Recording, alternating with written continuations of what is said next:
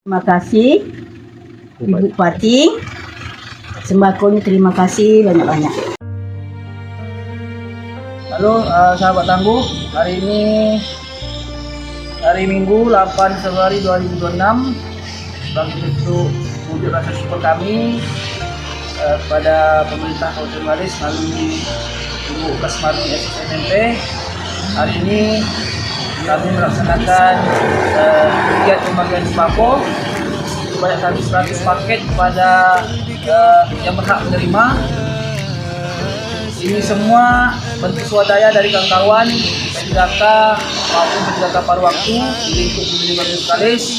Mudah-mudahan mendatangkan banyak pahala bagi yang sedekah dan mendapatkan kebermanfaatan bagi yang menerima. Assalamualaikum warahmatullahi wabarakatuh. Terima kasih PPBD Kabupaten Bengkalis.